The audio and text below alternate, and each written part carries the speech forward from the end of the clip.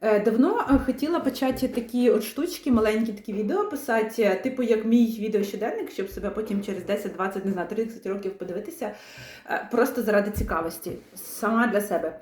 Так от, сьогодні 2 лютого, 26 рік, я сижу в 2 штуках цих, бо холодно, світла немає, там ліхтарик, виключили світло ще в 12, і зараз десь вже 7, ще немає.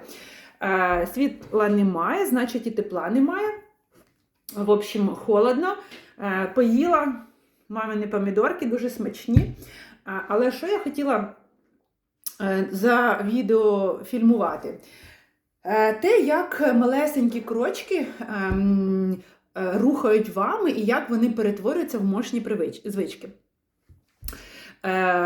Значить, отже, сьогодні дзвонить будильник в 6:10, а я почну з того, що сьогодні, певно, самий холодний день за все моє життя. Я не пам'ятаю, що було мінус 22, а що прогноз погоди писав мінус 26. От просто за все своє життя я не пам'ятаю таке. Ну, може, коли я була супер маленька, може, колись було, але то не факт.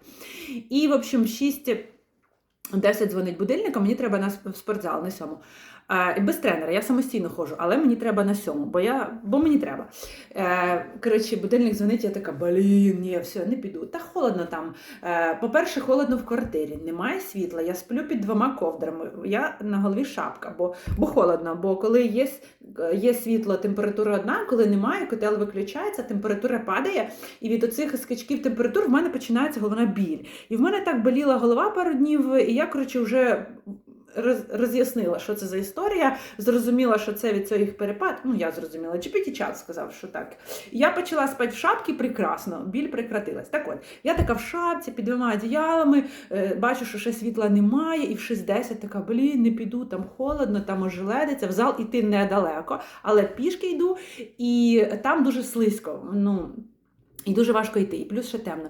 І я така, і такий рій думок, знаєте, тріщить тобі, тріщить не хочу, не піду, не буду, ніяк. І тут такий другий рій думок. А цей другий рій думок, він не прийшов з нікуди. Зараз я про нього розкажу, а потім, яким чином сюди прийти. І такий другий рій думок біжить і каже, Таня, да у тебе сьогодні мінус 26, ожеледиться, слизько, на вулиці війна, немає світла, ти замерзла, а до цього був ковід, до цього був кінець світу, до цього була ще одна срань, ще одна. І коротше, і цього всього завжди буде. І що, ти ніколи не будеш ходити в зал? І що, ти ніколи не будеш іти до якоїсь там своєї звички, до того, що ти хочеш? Тобто, другий рій думок розказує, що завжди таке буде. Немає ідеального часу. Ти постійно будеш мати оцей супротив. Тому що цей супротив – це так мозок зроблений, що він завжди постійно щось тобі розказує. Звісно, я в 6:10 не була така розумна, я не думала, що це так мозок каже. Але в 6:10 в мене був такий один рій думок, який каже, ні, я не хочу, його нафіг. А другий рій думок, так завжди так буде. Та ж ти що не помниш, що... І починається перечислятися оце все, що відбувається. І другий рій думок сильніший, він перемагає, в 6:15 я вже чищу зуби. Але про що я хотіла, що коли ми дивимося на якусь людину, ми кажемо, їй так повезло, вона встає в 6 ранку, в 5 ранку, Ніфіга це не повезло. Це просто людина себе надисциплінувала, як м'яз. Колись давно я взагалі не знала, що таке вставати зранку. Просто не знала. Потім якийсь час я себе заставляла, чисто просипатися зранку по будильнику. Потім якийсь там, не знаю, тестувала скількись місяців, не получалось. Потім я там з вечора себе заставляла раніше спати. Потім я купляла мелатонін, щоб краще був сон, тобто багато якихось дій я робила. Потім я пам'ятаю, що колись прийшов час, коли я змогла вставати, я не знаю, пару разів в тиждень раніше, ніж зазвичай.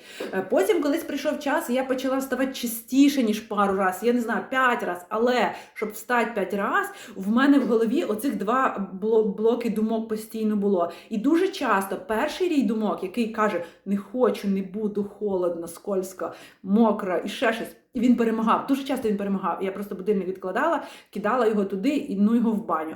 А колись, ще дуже давно, я навіть цього будильника не чула. Тому що, який нормальний чоловік буде вставати так рано? Що це? Треба ж з головою дружити, да?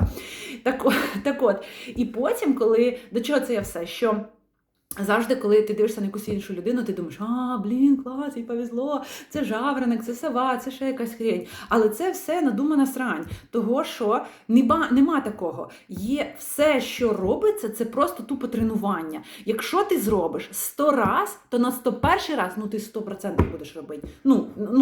Якщо ти 100 раз встанеш, на 101 ти будеш. Я так утрірую 100, я не знаю скільки, але я просто зараз до того, що нема таких людей, які просто народились і чик. Всі ми народились однакові, ми ніхіра не вміли ходити. Ми тупо на четвіреньках, як ці тваринки, маленькі, собачата, повзали. І потім кожен що в себе вкладає. Хтось там робить цю звичку.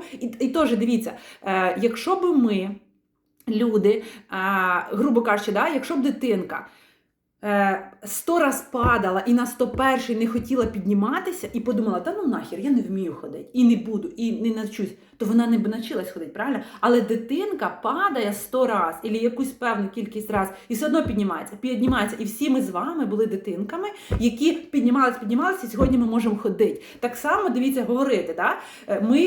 Ми промовляли якісь слова 100 раз, мільйон раз, не знаю скільки раз наші батьки корекцію робили, як треба казати, мама, тато чи ще щось. І якби ми забили тоді, ми б нічого не навчились, ми б не могли говорити, ми б не могли ходити, ми б не могли кататися на велосипеді. Так от так само з вставанням зранку, до прикладу, це сьогоднішній приклад вставання зранку. Якщо можна відкладати будильник, забудь і не продовжувати, і тоді нічого не вийде. А можна продовжувати, як з тим, коли ми вчимося говорити, як з тим, коли ми вчимося ходити. І це, ти якби збоку дивишся на людину і кажеш, думаєш, це так прекрасно. Це ніфіга не прекрасно, це тобі треба заставляти себе постійно. Коли оцей рій думок біжить в твоїй голові і каже, я не хочу, я не буду, я не те. І тут такий другий рій, і тобі треба заставляти до того моменту, коли цей другий рій не буде перемагати. От у мене так, Таня, що за хрень? Ти будеш постійно в тебе це.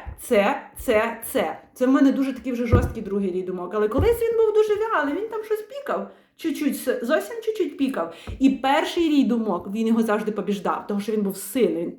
Нахер цей будильник, все, виключаю. Так от до чого, що треба робити, як дитинка встає на ножки, встає стільки разів, чи промовляє слово «мама». Стільки разів, поки вона не навчиться правильно говорити «мама». Тут так само. Стільки робиш, поки не навчишся. Якось так. Це до чого я це все наговорила, не знаю.